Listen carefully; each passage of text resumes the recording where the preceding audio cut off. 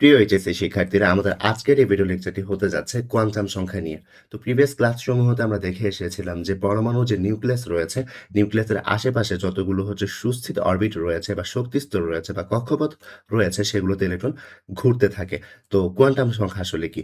Quantum সংখ্যা হচ্ছে এই যে দেখো, ইলেকট্রন যে কক্ষপথে ঘুরছে, সেই কক্ষপথ বা শক্তিস্তর বা অরবিট বা শেল যাই বলি না কেন, সেই কক্ষপথের যে আকার, আকৃতি, ত্রিমাত্রিক দিকবিন্যাস এবং এই যে কক্ষপথটি রয়েছে, সেই কক্ষপথগুলোতে ইলেকট্রন কিভাবে নিজ অক্ষের চতুর্দিকে ঘুরছে, সেগুলো নির্দেশ করার জন্য চারটি পরস্পর সম্পর্কযুক্ত রাশি রয়েছে, যাদেরকে বলা হচ্ছে আসলে কোয়ান্টাম সংখ্যা। তাহলে কোয়ান্টাম সংখ্যা কি? কোয়ান্টাম সংখ্যা হচ্ছে একটা ইলেকট্রন বা অনেকগুলো ইলেকট্রন যখন কক্ষপথে ঘুরতে থাকে, তখন তার আকার, সেই কক্ষপথের আকার, সেই কক্ষপথের আকৃতি কেমন, সে কক্ষপথের ত্রিমাত্রিক দিকবিন্যাস কেমন এবং ইলেকট্রন নিজ অক্ষের চতুর্দিকে কিভাবে বা ঘুরছে, এই যে বিষয়গুলো, এগুলো আসলে প্রকাশ করা হয় চারটি সম্পর্কযুক্ত রাশি দিয়ে, যেগুলোকে বলা হয় আসলে কোয়ান্টাম সংখ্যা।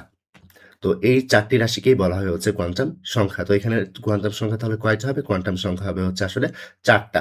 একটা প্রধান কোয়ান্টাম সংখ্যা, যাকে এন দ্বারা প্রকাশ করা হয়। আরেকটা সহকারী কোয়ান্টাম সংখ্যা, যাকে এল দ্বারা প্রকাশ করা হয়। আরেকটা ম্যাগনেটিক কোয়ান্টাম সংখ্যা বা চৌম্বকীয় কোয়ান্টাম সংখ্যা, যাকে এম দ্বারা প্রকাশ করা হয়। এবং লাস্ট যেটি, সেটি স্পিন কোয়ান্টাম সংখ্যা, যাকে এস দ্বারা প্রকাশ করা হয়। তাহলে কোয়ান্টাম সংখ্যা কয়টা? চারটা। একটা প্রধান কোয়ান্টাম সংখ্যা, সহকারী কোয়ান্টাম সংখ্যা, ম্যাগনেটিক কোয়ান্টাম সংখ্যা এবং স্পিন কোয়ান্টাম সংখ্যা। এবং মজার ব্যাপার প্রধান কোয়ান্টাম সংখ্যার মান যদি তুমি জানো, তুমি সহকারীটা বের করতে পারবে। সহকারীটা জানলে চৌম্বকীয়টা বের করা যায়। চৌম্বকীয়টা জানলে স্পিন কোয়ান্টাম সংখ্যা বের করা যায়। অর্থাৎ তারা পরস্পর পরস্পর সম্পর্কযুক্ত। তো এবার চলো, এভাবে আমরা এই চারটি কোয়ান্টাম সংখ্যা এই ক্লাসে একটি একটি করে পড়ে ফেলি। আর এই যে কোয়ান্টাম সংখ্যা রিলেটেড যে ক্লাসটি আজকে আমরা করবো, এগুলো তোমাদের এইচএসসির জন্য সবচাইতে মোস্ট ইম্পর্টেন্ট টপিক। তো এই ক্লাস লেকচারটি আশা করি মনোযোগ সহকারে দেখবে। তো চলো, ক্লাসটি প্রথমে শুরু করি প্রধান কোয়ান্টাম সংখ্যা দিয়ে। প্রধান কোয়ান্টাম সংখ্যা আসলে কিছুই না। প্রধান কোয়ান্টাম সংখ্যা আসলে বলে ইলেকট্রন কোন শক্তি স্তরে রয়েছে। কিরকম দেখো, এটা তো নিউক্লিয়াস, তাই তো? এটা প্রথম কক্ষপথ না? প্রথম কক্ষপথের জন্য প্রধান কোয়ান্টাম সংখ্যা হবে 1, n equals to 1। দ্বিতীয় কক্ষপথের জন্য প্রধান কোয়ান্টাম সংখ্যার মান হবে 2। তৃতীয় কক্ষপথের জন্য প্রধান কোয়ান্টাম সংখ্যার মান হবে 3। চতুর্থ যে কক্ষপথ রয়েছে, তার জন্য প্রধান কোয়ান্টাম সংখ্যার মান হবে 4। অর্থাৎ আমরা বলতে পারছি কক্ষপথের যে নাম্বার বা সংখ্যা, সেটিই প্রধান কোয়ান্টাম সংখ্যা এবং যাকে প্রকাশ করা হয় n দ্বারা। তো চলো, এই ব্যাপারগুলোই আমরা একটু লিখে লিখে সংজ্ঞা আকারে পড়ি। আমরা জানি যে কক্ষপথ বা অরবিট কাকে বলে। আমরা জানি নিউক্লিয়াসের চারদিকে যে বৃত্তাকার পথ বিবেচনা করা হচ্ছে, তাকে আমরা অরবিট বা কক্ষপথ বলি। তো এই ক্ষেত্রে একটা জিনিস মনে রাখবে যে অরবিট বা কক্ষপথ বা শক্তিস্তর বা শেল যাই বলি না কেন, চারটা আসলে একই জিনিস। অরবিটই কক্ষপথ বা কক্ষপথকে আমরা বলতে পারি শক্তিস্তরও বলা যায়। শক্তিস্তরকে আমরা চাইলে শেলও বলতে পারি। অর্থাৎ চারটা জিনিস সেম জিনিস। বাট উপশক্তি স্তর এবং অরবিটাল সেম জিনিস না। এ ব্যাপারটা একটু মনে রাখবে। অরবিট, কক্ষপথ, শক্তিস্তর, শেল, এই চারটি একই জিনিস। বাট উপশক্তি স্তর বা অরবিটাল ডিফারেন্ট জিনিস। তো এই লাইনটি একটু মনে রাখবে। এবং এখন আমরা দেখলাম অরবিট বা কক্ষপথ যেটি রয়েছে বা শেল যেটি বলি না কেন, এই যে অরবিট রয়েছে, তাকে প্রধান কোয়ান্টাম সংখ্যা n দ্বারা প্রকাশ করা হয়, তাই তো? এবং এটি কক্ষপথের আকার নির্দেশ করে। একটা কক্ষপথের আকার কেমন, এটি কি বড় নাকি ছোট, এটি আকার যেটি রয়েছে, এটি প্রধান কোয়ান্টাম সংখ্যা নির্দেশ করে। আমরা নবম দশম শ্রেণীতে পড়ে এসেছিলাম, প্রথম যে কক্ষপথ তাকে কে শেল বলা হয়, তাই তো? যার জন্য n এর মান 1। দ্বিতীয় কক্ষপথ যেটি রয়েছে, তাকে বলা হয় এল, যার জন্য n এর মান 2। তৃতীয় কক্ষপথকে আসলে প্রকাশ করা হয় m দিয়ে, যার মান 3, তাই তো? অন্যদিকে চতুর্থ কক্ষপথকে n শেলও বলা হয়, যার জন্য n এর মান 4। এই কথাগুলো আমরা তো দেখে এসেছিলাম। দেন আমরা এতটুকুও জানতাম যে নিউক্লিয়াস থেকে কোনো কক্ষপথের দূরত্ব বাড়ার সাথে সাথে তার শক্তি বাড়তে থাকে। অর্থাৎ একটা কক্ষপথ যত বড় বেশি, তার শক্তিটাও তত বেশি। তো দেখো, প্রথম কক্ষপথ ছোট, শক্তি কম, তার থেকে দ্বিতীয় কক্ষপথের শক্তি বেশি হবে, তার থেকে তৃতীয় কক্ষপথের শক্তি আরো বেশি হবে, এবং এইখানে চারটি কক্ষপথের মধ্যে চতুর্থ কক্ষপথের শক্তি সবচেয়ে বেশি হবে, কারণ তার আকারটা সবচেয়ে বড়, তাই তো? অর্থাৎ আমরা বলতে পারি n এর মান যত বাড়বে, কক্ষপথের আকার তত বাড়বে এবং কক্ষপথ বা শক্তি স্তরসমূহ যে শক্তি রয়েছে, সেটিও বাড়তে থাকবে। এবং নবম দশম শ্রেণীতে আমরা আরেকটা পড়া পড়ে এসেছিলাম, সেটি কোনো অরবিটের সর্বোচ্চ ইলেকট্রন ধারণ ক্ষমতা 2n স্কোয়ার। সো চলো, এই যে এইখানে 2n স্কোয়ার যে সূত্রটি আছে, এই সূত্রটি দিয়ে আমরা একটু কয়েকটা জিনিস করি। তো আমরা জানি কোনো একটা অরবিটের সর্বোচ্চ ইলেকট্রন ধারণ ক্ষমতা 2n স্কোয়ার। এখানে n যেন কি ছিল? শক্তি স্তরের নাম্বার বা প্রধান কোয়ান্টাম সংখ্যা। তো প্রথম কক্ষপথ হলো n এর মান 1, দ্বিতীয় হলো 2, তৃতীয় হলো n এর মান 3, চতুর্থ হলো n এর মান 4 এবং পঞ্চম হলো n এর মান 5 হবে। সো চলো এই সূত্রটি ইউজ করে আমরা প্রথম 5টি যে কক্ষপথ রয়েছে তাদের সর্বোচ্চ ইলেকট্রন ধারণ ক্ষমতা বের করে ফেলি। সো প্রথমের জন্য n এর মান 1 বসালাম, আমরা কত পেলাম? 2 পেলাম। দ্বিতীয় কক্ষপথের ইলেকট্রন ধারণ ক্ষমতার জন্য আমরা n এর জায়গায় কত বসাবো? 2 বসাবো, তাই তো? এখানে তাহলে আমরা পাবো 8। তৃতীয় কক্ষপথের সর্বোচ্চ ইলেকট্রন ধারণ ক্ষমতা বের করতে গেলে আমরা n এর মান 3 বসাবো, এটি হিসাব করলে আমরা পাবো 18। চতুর্থর জন্য সিমিলার ওয়েতে আমরা পাবো 32 এবং পঞ্চম কক্ষপথের জন্য আমরা পাবো 50, রাইট? বাট এখানে একটা প্রবলেম আছে। প্রবলেমটা কি? দেখো, প্রথম কক্ষপথের যে ইলেকট্রন ধারণ ক্ষমতা এটা আসলে 2, ঠিক আছে। দ্বিতীয় কক্ষপথের জন্য 8, এটাও ঠিক আছে। তৃতীয় কক্ষপথের জন্য 18, এটাও ঠিক আছে। চতুর্থ কক্ষপথের জন্য 32, এটাও ঠিক আছে। বাট পঞ্চম কক্ষপথে ইলেকট্রনের যে সর্বোচ্চ ধারণ ক্ষমতা সেটি হচ্ছে 50 না। তো এটি আসলে কেন হলো? একটু খেয়াল করো। এই যে আমরা কোনো একটা কক্ষপথের সর্বোচ্চ ইলেকট্রন ধারণ ক্ষমতা 2n² সূত্রটি ব্যবহার করেছি, এখানে একটা লিমিটেশন আছে। লিমিটেশনটা হচ্ছে এই সূত্রটি শুধুমাত্র তখনই খাটবে যখন n এর মান 1 থেকে 4 এর মধ্যে থাকবে। n এর মান যদি 4 থেকে বড় হয় তখন এই সূত্রটার অ্যাপ্লিকেবল হবে না। তাহলে এই সূত্রটা তখনই অ্যাপ্লিকেবল হবে যখন n এর মান 1 থেকে 4। তো এই জন্যই হচ্ছে প্রথম 4 টি কক্ষপথের যে আমরা সর্বোচ্চ ইলেকট্রন ধারণ ক্ষমতা বের করেছি সেটা সঠিক এসেছে। বাট পঞ্চম কক্ষপথের জন্য কেন সঠিক আসেনি? কারণ পঞ্চম কক্ষপথের জন্য আমার n এর মান 4 থেকে বড় হয়ে গেছে, অর্থাৎ 5 হয়ে গেছে। তো এখন কোয়েশ্চেন আসতে পারে, তাহলে পঞ্চম কক্ষপথের সর্বোচ্চ ইলেকট্রন ধারণ ক্ষমতা কত? অ্যান্সার হচ্ছে পঞ্চম কক্ষপথের জন্য ইলেকট্রন ধারণ ক্ষমতা সর্বোচ্চ যেটা সেটা হবে 32। তো যেটি মনে রাখতে হবে সেটি হচ্ছে 1 থেকে 4 পর্যন্ত শক্তি স্তরের জন্য তোমরা 2n² সূত্র ইউজ করবে। বাট 4 এর থেকে যদি বেশি হয়ে যায় সব কক্ষপথের জন্যই সর্বোচ্চ ইলেকট্রন ধারণ ক্ষমতা 32 হবে। অর্থাৎ পঞ্চমের জন্য 32, ষষ্ঠ কক্ষপথের জন্য সর্বোচ্চ ইলেকট্রন ধারণ ক্ষমতা 32, সপ্তমের জন্য 32 এবং দশমের জন্য কত হবে? 32ই হবে। সো এটা একটু মনে রাখবে। সো আমরা বাংলায় এটি লিখতে পারি যে চতুর্থ কক্ষপথের যে বড় যে কোনো কক্ষপথের সর্বোচ্চ ইলেকট্রন ধারণ ক্ষমতা 32ই হবে। আশা করি বুঝতে পেরেছো। সো এই ছিল আমাদের প্রধান কোয়ান্টাম সংখ্যা বিষয়ক আলোচনা। এখন চলো সহকারী কোয়ান্টাম সংখ্যাতে আমরা মুভ করি। তো প্রথমেই চলো সহকারী কোয়ান্টাম সংখ্যার সংজ্ঞাটা আমরা পড়ে নিই। সহকারী কোয়ান্টাম সংখ্যা হচ্ছে যে সংখ্যার মাধ্যমে পরমাণুতে কোনো একটি ইলেকট্রনের প্রধান শক্তি স্তরের কোন উপশক্তি স্তরে রয়েছে ইলেকট্রনটি তা প্রকাশ করা হয়, তাকে সহকারী কোয়ান্টাম সংখ্যা বলা হয়। তাহলে সহকারী কোয়ান্টাম সংখ্যা হচ্ছে সিম্পলি এমন একটা জিনিস যেটা প্রকাশ করে কোনো একটা শক্তি স্তরের কোন উপশক্তি স্তরে ইলেকট্রনটা রয়েছে। তো উপশক্তি স্তর জন্য কি ছিল? এখানে একটা কনফিউশন আছে, তাই তো? এই কনফিউশনটাই হচ্ছে এখন ভাঙবো। তো তার আগে দেখো, এই যে সহকারী কোয়ান্টাম সংখ্যা রয়েছে তাকে আরো কয়েকটা নামে ডাকা হয়। সহকারী কোয়ান্টাম সংখ্যাকে বলা যেতে পারে এজিমুথাল কোয়ান্টাম সংখ্যা, সামারফিল্ড কোয়ান্টাম সংখ্যা বা অরবিটাল কোয়ান্টাম সংখ্যা। কি বলছি? বলছি যে সহকারী কোয়ান্টাম সংখ্যার আরো কয়েকটা নাম আছে, যেগুলো হচ্ছে এজিমুথাল কোয়ান্টাম সংখ্যা, সামারফিল্ড কোয়ান্টাম সংখ্যা বা অরবিটাল কোয়ান্টাম সংখ্যা। এবং সহকারী কোয়ান্টাম সংখ্যাকে এল দ্বারা প্রকাশ করা হয়। প্রধান কোয়ান্টাম সংখ্যাকে যেমন এন দ্বারা প্রকাশ করা হয়, সিমিলার ওয়েতে সহকারী কোয়ান্টাম সংখ্যাকে প্রকাশ করা হয় এল দ্বারা। তো একটু আগে বলেছিলাম যে উপশক্তি স্তর কি, আমাদের একটু কনফিউশন রয়েছে, তাই না? তো উপশক্তি স্তর আসলে কি সেটা একটু বুঝে নেই এই ইলেকট্রন বিন্যাসের দ্বারা।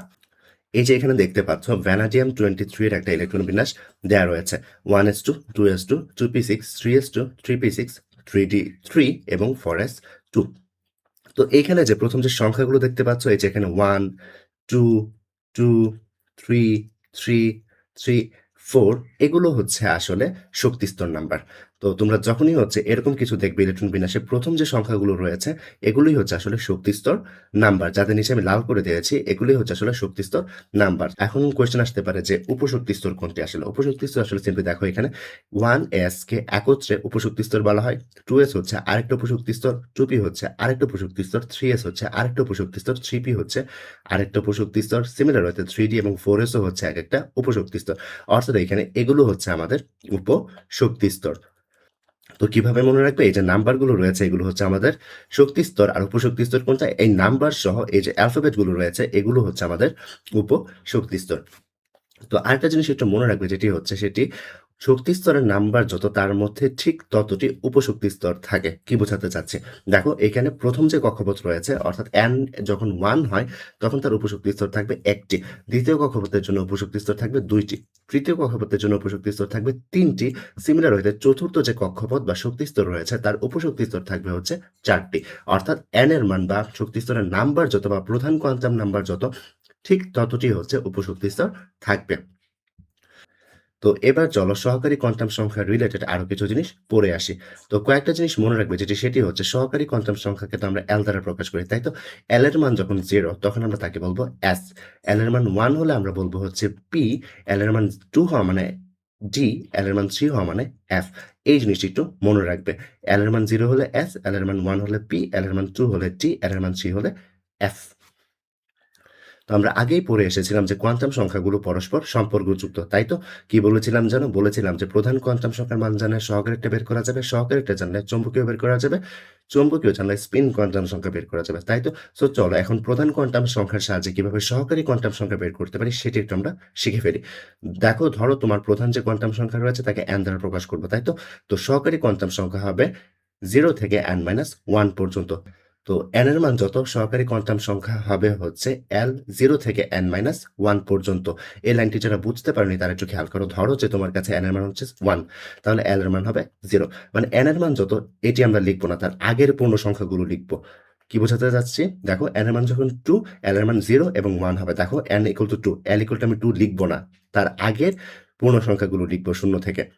n এর মান 3, তাহলে L এর মান কত হবে? 0, 1 এবং 2, 3 কিন্তু লিখবো না। অন্যদিকে n এর মান যখন 4, 4 বাদে তার আগের পূর্ণ সংখ্যাগুলো হবে 0 থেকে, তাই তো? তো L এর মান হবে 0, 1, 2 এবং 3। সিম্পল। তো এই ক্ষেত্রে দেখো আমরা কি বলেছিলাম? L এর মান যখন 0 তখন আমরা বলি S, তাই না? দেখো এখানে L এর মান কত? 0, তাহলে S হবে না? S হবে। এবং এখানে n এর মান যেহেতু 1 তাই আমরা বলবো 1S। এখানে দেখো L এর মান কত? 0, তাই S হবে, বাট এখানে n এর মান কত? 2, তাই 2S বলবো।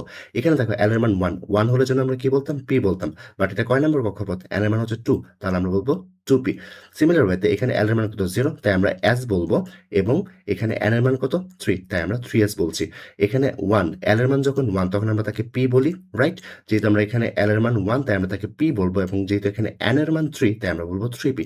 সিমিলার ওয়েতে এখানে কি রয়েছে? L এর মান 2 রয়েছে, 2 থাকলে আমরা D বলি, রাইট? তো এখানে 2 থাকলে আমরা D বলবো, যেহেতু এখানে তৃতীয় কক্ষপথে রয়েছে তাই আমরা বলবো 3D। এবং এইখানে দেখো, এখানে L এর মান কত? 0 বা 0, 0 এর জন্য S, তাই তো? L এর মান যেহেতু 0 তাই আমরা এখানে আবার আমাদের কি রয়েছে? এখানে হচ্ছে প্রধান কোয়ান্টাম সংখ্যা যেটি 4 রয়েছে তাই আমরা বলবো 4S। অন্যদিকে L এর মান যখন 1 তখন আমরা যেন কি বলি? P বলি, তাই তো? আর এখানে যেহেতু L এর মান 4 রয়েছে তাই 4P বলবো। 2 এর জন্য আমরা কি বলি? D বলি। আর যেহেতু এখানে n equal to 4 তাই 4D। L এর মান যখন 3 তখন আমরা F বলি, যেহেতু এখানে আমার হচ্ছে n এর মান 4 তাই বলবো 4F। আশা করি এই পার্টগুলো তোমরা বুঝতে পেরেছ। তো দেখো, একটু আগে কিন্তু আমরা পড়ে এসেছিলাম যে কক্ষপথ নাম্বার যত উপশক্তি স্তর ঠিক ততটি, বা বলতে পারি n এর মান যত L এর মান ঠিক ততটি, বা অন্যভাবে বলতে পারি n এর মান যতটি উপশক্তি স্তর সংখ্যা ঠিক ততটি। তো এখানে দেখো n এর মান 1 না, দেখো এখানে উপশক্তি স্তর কয়টা রয়েছে? একটা রয়েছে। এখানে দেখো n এর মান কত? 2, উপশক্তি স্তর 2টা রয়েছে। এখানে n এর মান কত? 3, দেখো উপশক্তি স্তর 3টা রয়েছে। এইখানে n এর মান কত? 4, দেখো উপশক্তি স্তর 4টি রয়েছে। সো এই ব্যাপারগুলো একটু তোমরা মনে রাখবে। এবং এখানে এটাও দেখতে পারো, দেখো এখানে n এর মান কত? 1 না, দেখো L এর মান একটা রয়েছে। n এর মান কত? 2, L এর মান 2টা রয়েছে। এখানে n এর মান কত? 3, L এর মান 3টা রয়েছে। এখানে n এর মান কত? 4, এখানে L এর মান 4টি রয়েছে। সো L এর যে প্রত্যেকটি মান রয়েছে এই প্রত্যেকটি মানকে এক একটা উপশক্তি স্তর প্রকাশ করছে, তাই তো? তো এই ব্যাপারগুলো একটু মাথায় রাখবে। এবার চলো একটা প্রবলেম দেখে আসি যেগুলো বোর্ড কোয়েশ্চেনে আসে। এখানে প্রশ্নে বলা আছে 2D উপশক্তি স্তর সম্ভব হবে কিনা। সো চলো এই অ্যান্সারটি করি। একটু দেখো 2D উপশক্তি স্তর কি কখনো সম্ভব কিনা। তো এটার জন্য যেটা করতে হবে, প্রথমে তোমাদের দেখতে হবে প্রধান কোয়ান্টাম সংখ্যার মান কত। কোন একটা উপশক্তি স্তর সম্ভব হবে কিনা সেটার জন্য তোমাদের প্রথম কাজ হচ্ছে প্রধান কোয়ান্টাম সংখ্যা যেটি রয়েছে সেটির মান দেখো। এখানে প্রধান কোয়ান্টাম সংখ্যা n equals to 2, তাই তো? তো n equals to 2 হচ্ছে আমাদের এই কেসটা, রাইট? তো একটু খেয়াল করো, n equals to যখন হচ্ছে 2 হয় তখন কি কি উপশক্তি স্তর পসিবল হয়? 2s এবং 2p। কেন? কারণ দেখো, n এর মান যখন তখন L এর মান 0 এবং 1 হতে পারে, কখনোই 2 হতে পারে না। তো দেখো, n এর মান যখন 2 তখন 2s এবং 2p সম্ভব হয়। 2p উপশক্তি স্তর এবং 2s উপশক্তি স্তর সম্ভব হয়, 2d সম্ভব হয় না, তাই তো? তো এই ক্ষেত্রে আমাদের অ্যান্সার হবে n এর মান যখন 2 তখন 2s এবং 2p অরবিটাল সম্ভব। n এর মান যখন 2 তখন 2s এবং 2p যে উপশক্তি স্তর রয়েছে সেগুলো সম্ভব হবে, বাট 2d টা হবে না। এখন কোয়েশ্চেন আসতে পারে কেন হবে না? কারণ দেখো, আমরা কিন্তু বলে দিয়েছিলাম সহকারী কোয়ান্টাম সংখ্যা L এর মান 0 থেকে n-1 পর্যন্ত হতে পারে। দেখো, n এর মান যখন 2 তখন L এর মান 0 এবং 1 হতে পারবে। L এর মান কিন্তু কখনো 2 হতে পারবে না, রাইট? সো L এর মান যদি 2 না হয় তোমার D কোত্থেকে আসবে? দেখো, L এর মান 2 হলেই কিন্তু D আসে। তো যেহেতু L এর মান 2 না, অর্থাৎ এই ক্ষেত্রে আমার D আসতে পারবে না। তো এইজন্যই হচ্ছে এই ক্ষেত্রে শুধুমাত্র 2s এবং 2p উপশক্তি স্তর সম্ভব কিন্তু 2d নয়। এবার চলো আরেকটা প্রবলেম করি।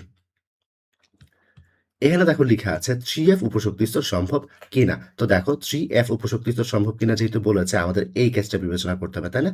কারণ কেন? দেখো এখানে তোমার যে n এর মান রয়েছে এই উপশক্তি স্তরে তার মান হচ্ছে 3। তো n এর মান যেহেতু 3 হলে l এর কি মান হতে পারে? 0 হতে পারে, 1 হতে পারে এবং 2 হতে পারে। বাট 3 কিন্তু হতে পারবে না। তাই তো? তো l এর মান যখন 0 তখন 3s, 1 হলে 3p, 2 হলে 3d। দেখো l এর মান যদি হচ্ছে 3 হতো তখন আমরা বলতে পারতাম f পসিবল। এইখানে তো L এর মান 3 হওয়া সম্ভব না। L এর মান কেন 3 হবে না? কারণ দেখো এখানে N এর মান 3 রয়েছে। আর আমরা জানি N এর মান যখন 3 হয় L এর মান 3 হতে পারে না। তো এজন্যই হচ্ছে এক্ষেত্রে শুধুমাত্র 3s, 3p, 3d উপশক্তি স্তর সম্ভব হলেও 3f টা পসিবল না। সহকারী কোয়ান্টাম সংখ্যার আরেকটা মজার বিষয় হচ্ছে সহকারী কোয়ান্টাম সংখ্যা ব্যবহার করে আমরা কোনো একটা উপশক্তি স্তরে সর্বোচ্চ ইলেকট্রন ধারণ ক্ষমতা কত সেটি বের করতে পারি। একটু খেয়াল করো, কোনো একটা শক্তি স্তরের যে সর্বোচ্চ ইলেকট্রন ধারণ ক্ষমতা, আমি আবার বলছি, কোনো একটা শক্তি স্তরের যে ইলেকট্রন ধারণ ক্ষমতা সেটা হচ্ছে 2n² সূত্রটি আমরা বের করেছি, তাই তো? ওইটা ছিল হচ্ছে শক্তি স্তরের সর্বোচ্চ ইলেকট্রন ধারণ ক্ষমতা। n তম শক্তি স্তরের সর্বোচ্চ ইলেকট্রন ধারণ ক্ষমতা সূত্র হচ্ছে 2n²।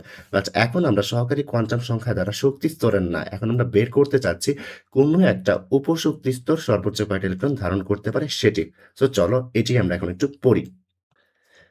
এটির একটি সূত্র রয়েছে সেটি হচ্ছে কোনো একটা উপশক্তি স্তরের সর্বোচ্চ ইলেকট্রন ধারণ ক্ষমতা হচ্ছে 2 × 12 + 1। এখানে L কি? L হচ্ছে সহকারী কোয়ান্টাম সংখ্যা। তাহলে কোনো একটা উপশক্তি স্তরের সর্বোচ্চ ইলেকট্রন ধারণ ক্ষমতা কত হবে? 2 × 12 + 1। তো চলো প্রথমেই আমরা S উপশক্তি স্তরের সর্বোচ্চ ইলেকট্রন ধারণ ক্ষমতাটা বের করে ফেলি। দেখো এখানে সূত্রটা বসিয়েছি এবং S এর জন্য L এর মান কত? 0, তাই 0 বসিয়েছি। সো হিসাব করলে 2 পাবো। অর্থাৎ S উপশক্তি স্তরের সর্বোচ্চ ইলেকট্রন ধারণ ক্ষমতা হচ্ছে 2টি। অন্যদিকে পি উপশক্তি স্তরের সর্বোচ্চ ইলেকট্রন ধারণ ক্ষমতা যদি আমরা বের করতে চাই, দেখো পি এর জন্য এল এর মান হচ্ছে 1, অর্থাৎ এল এর মান এখানে আমরা 1 বসালাম। তাহলে আমরা যে মানটি পাবো সেটি হচ্ছে 6। এবার যদি ডি উপশক্তি স্তরের সর্বোচ্চ ইলেকট্রন ধারণ ক্ষমতা বের করতে চাই তাহলে এল এর মান কত বসাবো? আমরা 2 বসাবো, তাই তো? এই যে এল এর মান 2 বসাবো কার জন্য? ডি এর জন্য। তো হিসাব করলে এখানে পাবো 10। অন্যদিকে এফ এর জন্য এল এর মান কত? 3 না? এফ অরবিট যেটি রয়েছে, দুঃখিত, এফ যে উপশক্তি স্তর রয়েছে তার জন্য এল এর মান 3, তাই তো? তো এখানে এল এর মান 3 বসালে আমরা যে অ্যান্সারটি পাবো সেটি হচ্ছে 14। তো আমরা কি পেলাম? এস উপশক্তি স্তরের সর্বোচ্চ ইলেকট্রন ধারণ ক্ষমতা হচ্ছে 2, পি উপশক্তি স্তরের জন্য সেটা 6, ডি উপশক্তি স্তরের জন্য সেটা 10, এফ উপশক্তি স্তরের জন্য সেটা হচ্ছে 14। তো এভাবে চাইলে খুব ইজিলি উপশক্তি স্তরের সর্বোচ্চ ইলেকট্রন ধারণ ক্ষমতা বের করে ফেলা যায় কার মাধ্যমে? সহকারী কোয়ান্টাম সংখ্যার মাধ্যমে। তো এই ভ্যালুগুলো একটু তোমরা মনে রাখবে কারণ এগুলো এমসিকিউতে আসে। তো এতক্ষণ পর্যন্ত আমরা প্রধান কোয়ান্টাম সংখ্যা এবং সহকারী কোয়ান্টাম সংখ্যা পড়ে এসেছি, তাই তো? এখন আমরা চৌম্বকীয় কোয়ান্টাম সংখ্যাটা পড়বো, দেন আমরা স্পিন কোয়ান্টাম সংখ্যা পড়বো। তো প্রথমেই চলো চৌম্বকীয় কোয়ান্টাম সংখ্যা বলতে আমরা কি বুঝি সেটা একটু সংজ্ঞার মাধ্যমে দেখে নিই। চৌম্বকীয় কোয়ান্টাম সংখ্যা হচ্ছে ওই কোয়ান্টাম সংখ্যা যে কোয়ান্টাম সংখ্যার সাহায্যে চৌম্বক ক্ষেত্রের প্রভাবে অরবিটালের ত্রিমাত্রিক দিকবিন্যাস প্রকাশ করা যায়, সেটি হচ্ছে চৌম্বকীয় কোয়ান্টাম সংখ্যা। চৌম্বকীয় কোয়ান্টাম সংখ্যাকে চৌম্বক ক্ষেত্রের প্রভাবে অরবিটালের ত্রিমাত্রিক দিকবিন্যাস প্রকাশ করে যেই কোয়ান্টাম সংখ্যা তাকেই বলবো আমরা হচ্ছে চৌম্বকীয় কোয়ান্টাম সংখ্যা। এবং চৌম্বকীয় কোয়ান্টাম সংখ্যাকে m দ্বারা প্রকাশ করা হয়। সো আমরা আগেই বলেছিলাম কোয়ান্টাম সংখ্যাগুলো পরস্পর সম্পর্কযুক্ত। সো প্রধান কোয়ান্টাম সংখ্যা জানলে আমরা সহকারীটা বের করতে পারি, সহকারী কোয়ান্টাম সংখ্যা জানলে আমরা চৌম্বকীয় কোয়ান্টাম সংখ্যাটা বের করতে পারবো। তো যেহেতু হচ্ছে সহকারী কোয়ান্টাম সংখ্যাকে L দ্বারা প্রকাশ করা হয়, L থেকে আমরা চাইলে m এর মানটা বের করে আনতে পারি, রাইট? তো এখানে আসলে সূত্রটা কি? সূত্রটা হচ্ছে এমন যে m এর মান +L থেকে 0 সহ -L পর্যন্ত হবে। এই সূত্রটি ব্যবহার করেই আমরা হচ্ছে চৌম্বকীয় কোয়ান্টাম সংখ্যা বের করব। সো চলো বের করি। তো সূত্রটি কি দেখে এসেছি? m এর মান +L থেকে 0 সহ -L পর্যন্ত হবে। কি বোঝাতে চাচ্ছি? ধরো এখানে আগে একটু জিনিসপত্র দেখে আসি। দেখো এখানে L এর মান 0, এখানে ধরো L এর মান 1 পেয়েছো, L এর মান 2 পেয়েছো, L এর মান 3 পেয়েছো। 0 পেলে আমরা কি পড়েছিলাম? S, L এর মান 1 পেলে P, L এর মান 2 পেলে D, L এর মান 3 পেলে F, রাইট? তো ধরো L এর মান যখন 0 তখন m এর মান হবে 0, L এর মান যখন 1 তখন m এর মান হবে -1, 0, +1, L এর মান যখন 2 তখন m এর মান হবে -2, -1, 0, +1, +2, L এর মান যখন 3 তখন m এর মান হবে -3, -2, -1, 0, +1, +2 এবং +3। তার মানে বুঝতে পারছো যে L এর মান যদি 3 হয় তাহলে M এর মান কত হবে? -3 থেকে +3 পর্যন্ত সকল পূর্ণ সংখ্যা সাথে মাঝখানে 0 কেও রাখতে হবে। L এর মান যদি 2 হয় তাহলে -2 থেকে +2 পর্যন্ত সাথে 0 রাখতে হবে। L এর মান যদি 1 হয় তাহলে -1 থেকে +1 পর্যন্ত সাথে 0 রাখতে হবে। আর 0 হলে তো M এর মান এমনিতেই 0। সো এটি আসলে এই লাইনটি দ্বারা বোঝাতে চাচ্ছিলাম। তো আশা করি বুঝতে পেরেছ। তো আরেকটা জিনিস যেটি মনে রাখবে সেটি হচ্ছে m এর মান আসলে নির্দেশ করে হচ্ছে অরবিটাল সংখ্যা। অরবিটাল কি? আমরা কিন্তু কোয়ান্টাম বলবিদ্যা পরমাণু মডেলে পড়ে এসেছি। তাছাড়া অরবিটাল নিয়ে আমরা ডিটেইলসে একটু পরেই হচ্ছে লেকচার আপলোড করব। বাট আপাতত একটু মনে রাখো m এর মান দিয়ে আমরা হচ্ছে অরবিটাল সংখ্যা বের করতে পারি। m এর মান যতটি অরবিটাল ঠিক ততটি। কি বোঝাতে চাচ্ছি? দেখো এখানে m এর মান কত? একটা রয়েছে 0। 0 কিন্তু একটা সংখ্যা। আমি ধরবো যে সংখ্যা কয়টা? এখানে m এর জন্য একটা মান আসছে। তার মানে এখানে অরবিটাল একটা। এখানে m এর জন্য ৩ টা মান এসেছে, তাই তো? তার মানে এখানে অরবিটাল ৩ টা। এখানে m এর জন্য ৫ টা মান এসেছে। তার মানে এখানে অরবিটাল ৫ টা। এখানে m এর মান কয়টা এসেছে?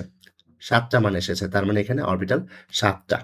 তো এখানে ব্যাপারটা আসলে হচ্ছে এমন, এই যে উপশক্তি স্তর রয়েছে অর্থাৎ L যখন 0, L কি প্রকাশ করতো? L যে সহকারী কোয়ান্টাম সংখ্যা সেটি কিন্তু উপশক্তি স্তর প্রকাশ করতো, তাই তো? তো এটা হচ্ছে S উপশক্তি স্তর। S উপশক্তি স্তরের অরবিটাল একটাই থাকবে যেটি হচ্ছে S। অন্যদিকে দেখো p উপশক্তি স্তরের জন্য আমি m এর মান 3টি পেয়েছি, অর্থাৎ p উপশক্তি স্তরের অরবিটাল থাকবে 3টি। এগুলো কারা কারা? এগুলো হচ্ছে px, py এবং pz। আবার L যখন 2 অর্থাৎ d উপশক্তি স্তর, রাইট? তো d উপশক্তি স্তরের জন্য আমরা m এর মান কয়টি পেয়েছি? 5টি। অর্থাৎ d উপশক্তি স্তরের অরবিটাল সংখ্যা হচ্ছে 5টি। তারা কে কে? তারা হচ্ছে dxy, dyz, dzx, dx2y2 এবং dz2। সো এখানে একটু তোমাদের কাছে কনফিউজিং মনে হচ্ছে, বাট এগুলো যখন আমরা অরবিটাল নিয়ে পড়বো তখন আমাদের ক্লিয়ার হয়ে যাবে। সো অর্থাৎ আমরা দেখতে পারলাম যে কোনো উপশক্তি স্তরে m এর মান যত অরবিটাল সংখ্যা ঠিক ততটি। দেখো কোন একটা কি লিখেছি এখানে? কোনো উপশক্তি স্তরে m এর মান যত অরবিটাল ঠিক ততটি। দেখো এখানে এই s উপশক্তি স্তরে m এর মান কত ছিল? একটি ছিল, অরবিটাল একটা। p উপশক্তি স্তরের এখানে m এর মান কয়টা ছিল? 3টা, তাই অরবিটাল 3টা। d উপশক্তি স্তরে m এর মান কয়টা এসেছে? 5টা, তাই অরবিটাল 5টা। সিমিলার ওয়েতে f যে উপশক্তি স্তর রয়েছে তার জন্য m এর মান কয়টি এসেছে? 7টি এসেছে, তাই তার অরবিটাল হচ্ছে 7টি। তো আমরা বলতে পারি s উপশক্তি স্তরের অরবিটাল সংখ্যা 1, p উপশক্তি স্তরের অরবিটাল সংখ্যা 3, d উপশক্তি স্তরের অরবিটাল সংখ্যা 5 এবং f উপশক্তি স্তরের অরবিটাল সংখ্যা 7। তো এখানে তো আমরা মেইনলি হচ্ছে চৌম্বকীয় কোয়ান্টাম সংখ্যার সাহায্যে কোনো একটা উপশক্তি স্তরের সর্বোচ্চ যে অরবিটাল সংখ্যা রয়েছে সেটা বের করতে পেরেছি। এটা চাইলে আসলে সহকারী কোয়ান্টাম সংখ্যার সাহায্যেও হচ্ছে কোনো একটা উপশক্তি স্তরের অরবিটাল সংখ্যা বের করা যায়। তার জন্য একটা সূত্র আছে যে এই যে এখানে যে জিনিসটি করেছি এটি চাইলে তোমরা শর্টকাটে সহকারী কোয়ান্টাম সংখ্যার মাধ্যমেও বের করতে পারতে। সেটি চলো পরবর্তী স্লাইডে আমরা দেখি। কোনো একটা উপশক্তি স্তরের যে অরবিটাল সংখ্যা সেটি যদি তোমরা সহকারী কোয়ান্টাম সংখ্যা দিয়ে বের করতে চাও তাহলে যে সূত্রটি দাঁড়ায় সেটি হচ্ছে 12 + 1। এখানে L কি? এখানে L হচ্ছে সহকারী কোয়ান্টাম সংখ্যার মান। পাশাপাশি আরেকটা জিনিস মনে রাখো সেটি হচ্ছে একটি অরবিটাল সর্বোচ্চ 2টা ইলেকট্রন ধারণ করতে পারে। একটা অরবিটাল সর্বোচ্চ 2টা ইলেকট্রন ধারণ করতে পারে। এই কথাটা খুবই ইম্পর্টেন্ট। এটি হচ্ছে সব জায়গায় কাজে লাগবে। সেটি হচ্ছে একটি অরবিটাল 2টা করে ইলেকট্রন ধারণ করতে পারে সর্বোচ্চ। তার থেকে কমও থাকতে পারে বা তার থেকে বেশি থাকবে না। একটি অরবিটাল সর্বোচ্চ 2টা ইলেকট্রন ধারণ করতে পারে এবং কোনো উপশক্তি স্তরে যে অরবিটাল সংখ্যা সেটা হচ্ছে 12 + 1। এটা কিভাবে বের করেছি? এটা বের করেছি হচ্ছে সহকারী কোয়ান্টাম সংখ্যা দিয়ে। তো চলো আমরা কিছু জিনিস করি। তো এখানে ধরো যে তোমাকে L এর বিভিন্ন মান দেয়া রয়েছে। অর্থাৎ L এর মান 0, L এর মান 1, L এর মান 2, L এর মান 3, তাই তো? আমরা জানি L এর মান যখন 0 তখন আমরা বলি S উপশক্তি স্তর, L এর মান 1 হলে P উপশক্তি স্তর, L এর মান 2 হলে D উপশক্তি স্তর, L এর মান 3 হলে F উপশক্তি স্তর। এবং একটু আগে দেখলাম কোন শক্তি স্তরের অরবিটাল সংখ্যা কত? 12 + 1, তাই তো? তো অরবিটাল সংখ্যার সূত্র কি ছিল? 12 + 1। তো এই ক্ষেত্রে দেখো L এর মান যেহেতু 0 তো আমি L কে রিপ্লেস করে 0 বসাবো। হিসাব করলে এখানে আসবে 1। অর্থাৎ আমরা কিন্তু আগেই চৌম্বকীয় কোয়ান্টাম সংখ্যার মাধ্যমে বের করে এসেছিলাম যে S উপশক্তি স্তরের অরবিটাল সংখ্যা 1, যেটি এখানে মিলেছে, তাই তো? এখানে আমরা সহকারী কোয়ান্টাম সংখ্যা দিয়ে বের করছি। তো এখানে দেখো এখানে যেহেতু হচ্ছে S উপশক্তি স্তর রয়েছে তার অরবিটাল কয়টা? একটা রয়েছে। এটাই হচ্ছে তার আসলে একটা অরবিটাল। অরবিটালকে এভাবে বক্স আকারে দেখানো হয়। তো একটা অরবিটালে কয়টা ইলেকট্রন থাকে? এই দেখো একটা অরবিটালে সর্বোচ্চ 2টা ইলেকট্রন ধারণ করতে পারে, তাই তো? তাই আমি একটা ইলেকট্রন দিলাম এবং আরেকটা ইলেকট্রন এভাবে দেখালাম। এখানে কেন একটা ইলেকট্রনকে উপরের দিকে একটা ইলেকট্রনকে নিচের দিকে ওটি আমি একটু পর বোঝাবো, বাট আপাতত দেখো এখানে 2টা ইলেকট্রন দিয়েছি এবং তাদের যে স্পিন রয়েছে এই স্পিনটা হচ্ছে অপোজিট ডিরেকশনে, অর্থাৎ এটা হচ্ছে উপরের দিকে স্পিন, এটা হচ্ছে নিচের দিকে। তো এখানে কয়টা ইলেকট্রন রয়েছে? এখানে 2টা ইলেকট্রন রয়েছে। সো আমি বলতে পারছি যে S যে উপশক্তি স্তর রয়েছে তার সর্বোচ্চ ইলেকট্রন ধারণ ক্ষমতা হচ্ছে 2। এটা কার মাধ্যমে বের করলাম? এটা বের করেছি সহকারী কোয়ান্টাম সংখ্যার মাধ্যমে। এটা কিন্তু চৌম্বকীয় কোয়ান্টাম সংখ্যার মাধ্যমে বের করে নিই। চৌম্বকীয় কোয়ান্টাম সংখ্যার মাধ্যমে আমরা প্রিভিয়াস যে স্লাইডটা ছিল সেখানে বের করেছি এবং এখানে দেখো L এর মান যখন 1 তখন আমরা P বলি, তাই তো? এবং আমার অরবিটাল সংখ্যার সূত্র কি 12+1। তো এখানে দেখো L এর জায়গায় যদি 1 বসিয়ে দিই তাহলেই তো আমার হচ্ছে সূত্র থেকে জিনিসটা চলে আসবে, তাই তো? তো এই ক্ষেত্রে আমার যে অরবিটাল সংখ্যা সেটি হচ্ছে 3 টে এসেছে, তাই তো? সো 3 টা যেহেতু অরবিটাল, দেখো একটা অরবিটাল সর্বোচ্চ 2 টা ইলেকট্রন ধারণ করতে পারে, তাহলে 3 টা কয়টা করবে? 6 টা করবে, রাইট? 3 টা কয়টা করবে? 6 টা ইলেকট্রন ধারণ করবে। এবার চলো ডি উপশক্তি স্তরের জন্য বের করি। ডি উপশক্তি স্তরের জন্য তো আমার সূত্র আবার আগের মতোই থাকবে 12+1, তাই তো? শুধুমাত্র ডি এর জন্য আমি জানি L এর মান 2 হয়, তাই আমি ডি এর জন্য এখানে L এর মান 2 বসাবো।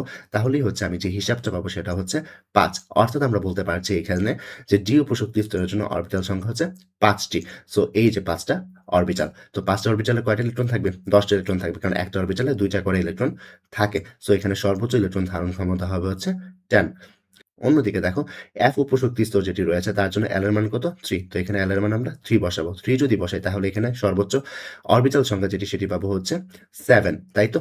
অর্থাৎ F যে উপশক্তি স্তর রয়েছে তার অরবিটাল কয়টা থাকে? 7টি থাকে। এই যে এখানে দেখো 7টি অরবিটাল দেখানো হয়েছে। 1, 2, 3, 4, 5, 6, 7। তো এই 7টি অরবিটালে কয়টা ইলেকট্রন থাকবে? 14টা। কারণ একটা অরবিটালে 2টা করে ইলেকট্রন থাকতে পারে।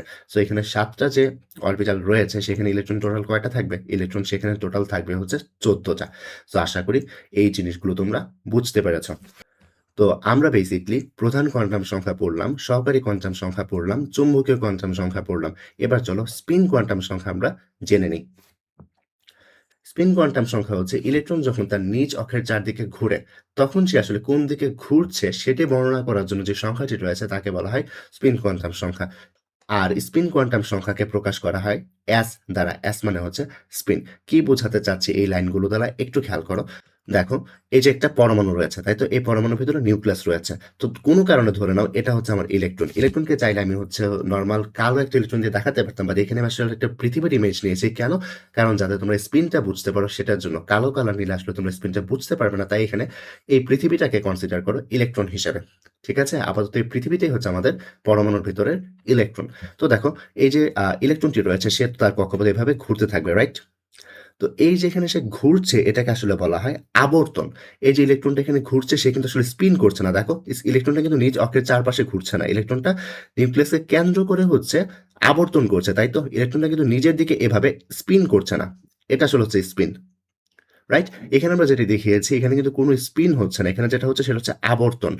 নিউক্লিয়াসের চারপাশে ইলেকট্রন যখন ঘুরছে সে হচ্ছে আবর্তন করছে, বাট স্পিন কোনটা? নিজ অক্ষের চারদিকে ঘুরছে। দেখো সে হচ্ছে নিজ অক্ষের চারদিকে ঘুরছে, তাই তো? সে কোন দিকে ঘুরছে? নিজ অক্ষের চারদিকে। সে এইভাবে ঘুরছে নিজ অক্ষের চারদিকে, রাইট? সো এটা যদি চাই যে ইলেকট্রনটা যেটা আছে সে কিন্তু চাইলে হচ্ছে অপোজিট ডিরেকশনে ঘুরতে পারতো। দেখো এটা আবার ঘুরছে এই দিকে, তাই না? এটা আবার ঘুরছে এই দিকে, অপোজিট ডিরেকশনে। সো আমরা এখানে যেটি দেখতে পাচ্ছি সেটি হচ্ছে এই যে ইলেকট্রনটি রয়েছে সে ঘুরছে হচ্ছে ক্লকওয়াইজ, রাইট? কারণ ঘড়ির কাঁটা তো এদিকেই ঘুরে, অর্থাৎ সে ক্লকওয়াইজ ঘুরছে। অন্যদিকে এই যে ইলেকট্রনটি আছে সে হচ্ছে কাউন্টার ক্লকওয়াইজ ঘুরছে তার নিজের অক্ষ বরাবর। এটা কিন্তু আবর্তন গতি না, এটা হচ্ছে ঘূর্ণন গতি। নিজ অক্ষের চারপাশে সে স্পিন করছে। তো এই ঘূর্ণন গতিটা যদি এখন এখানে দেখাই, দেখো ইলেকট্রনটা এখন নিজের অক্ষের দিকেও ঘুরছে। তো একটু খেয়াল করো সে হচ্ছে ইলেকট্রনটা এখানে হচ্ছে নিউক্লিয়াসের চারপাশে হচ্ছে ঘুরছে এবং নিজ অক্ষের সাপেক্ষেও সে ঘুরছে। এই যে নিজ অক্ষের সাপেক্ষে ঘোরাটা সেটা কি ক্লকওয়াইজ ঘুরছে নাকি কাউন্টার ক্লকওয়াইজ ঘুরছে এটাই নির্দেশ করে হচ্ছে স্পিন কোয়ান্টাম সংখ্যা।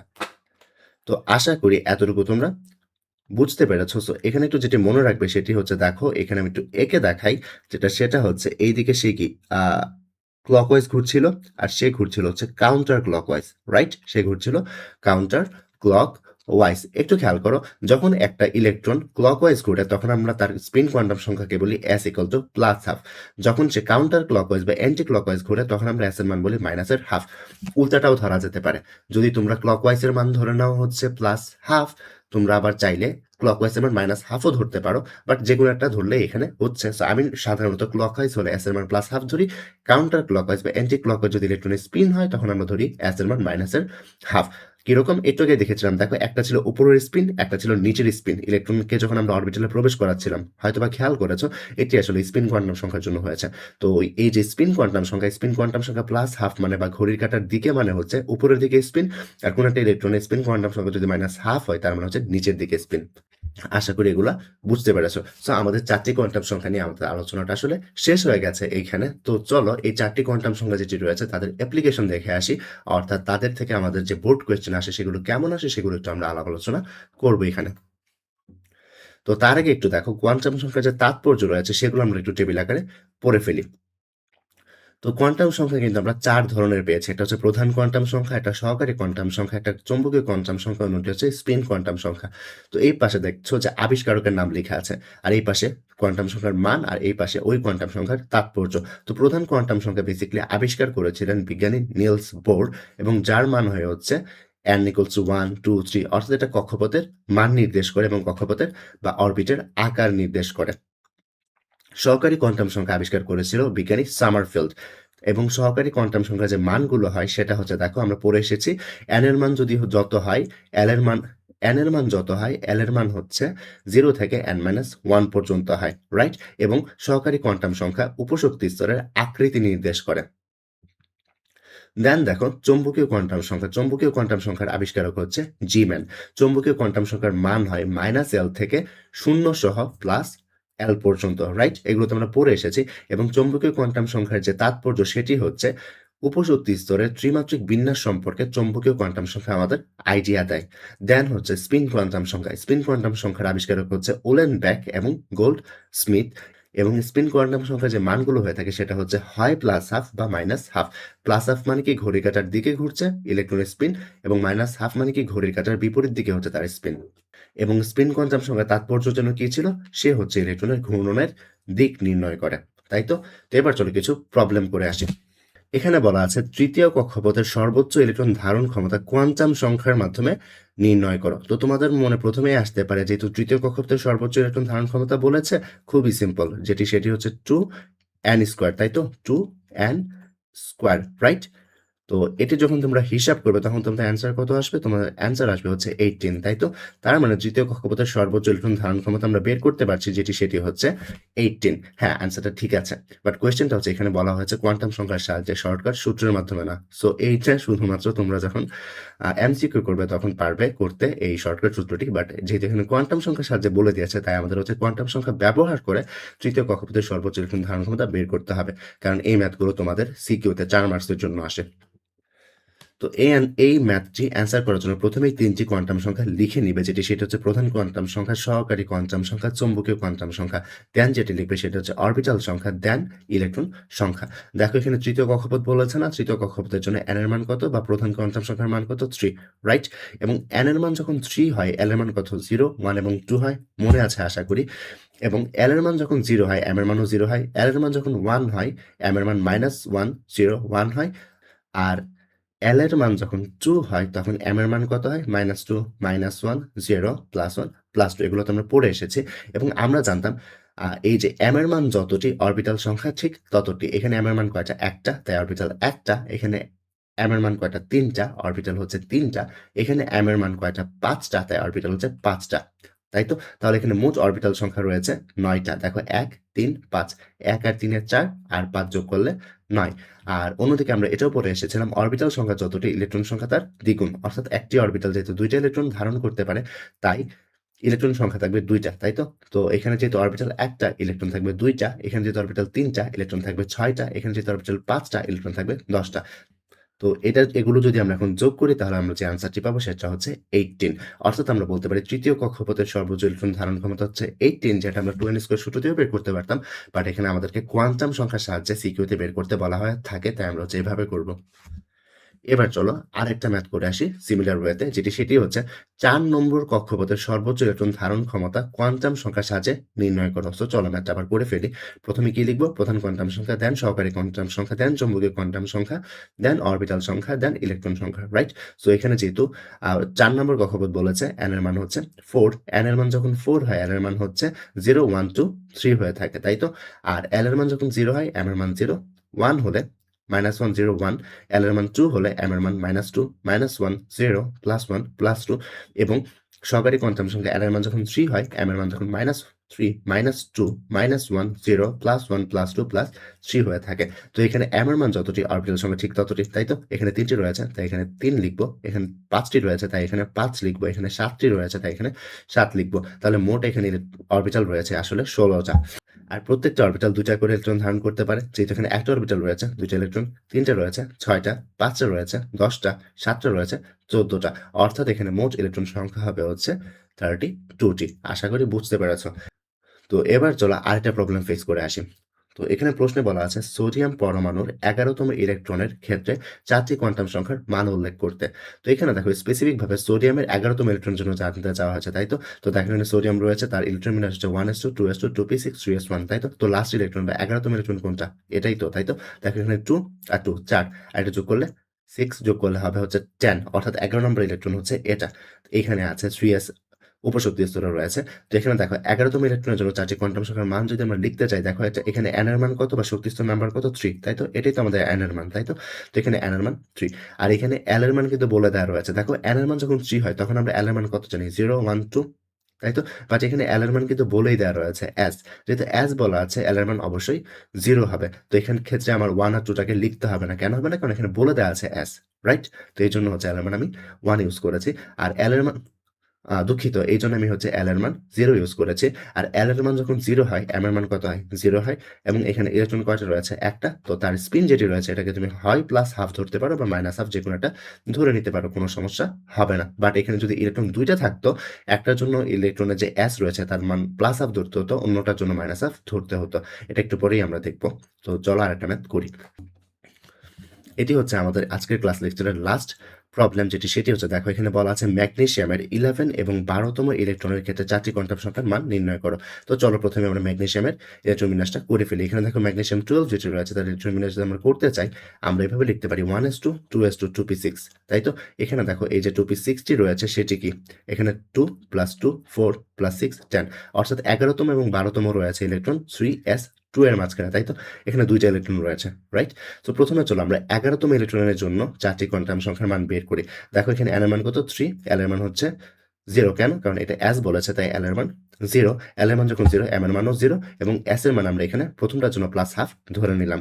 এবার চলো 12তম ইলেকট্রনের ক্ষেত্রে 4 টি কোয়ান্টাম সংখ্যার মান বের করি। এখানে 12তম ইলেকট্রনের জন্য কি? n এর মান হচ্ছে 3, এবং যেহেতু s রয়েছে l এর মান 0, আর l এর মান যখন 0 m এর মানও 3। আর s এর মান কি হবে? s এর মান কিন্তু দেখো প্রথম ইলেকট্রনটা যেটা রয়েছে তার জন্য প্লাস হাফ ধরলে পরেরটার জন্য ধরতে হবে মাইনাস হাফ। আশা করি বুঝতে পেরেছ। সো কোয়ান্টাম সংখ্যা রিলেটেড এই আলোচনাসমূহই হচ্ছে তোমাদের বুকে ছিল। তার বাইরে আসলে আর কিচ্ছু নেই। আর এই কোয়ান্টাম সংখ্যা থেকে প্রতি বছর হচ্ছে তোমাদের যে সিকিউ এবং এমসিকিউ রয়েছে সেখানে কোয়েশ্চেন আসেই আসে। স্পেশালি সিকিউতে এখান থেকে বেশি ফোকাস করা হয়। সো আশা করি এই পুরো লেকচারটি তোমরা মনোযোগ সহকারে দেখেছ। আর যদি কোনো প্রবলেম থাকে এটা আমাকে কমেন্ট বক্সে প্রবলেমটা জানাতে পারো, বা যেটি করতে পারো সেটি হচ্ছে এই ভিডিও লেকচারটি আবার দেখতে পারো। ধন্যবাদ সবাইকে।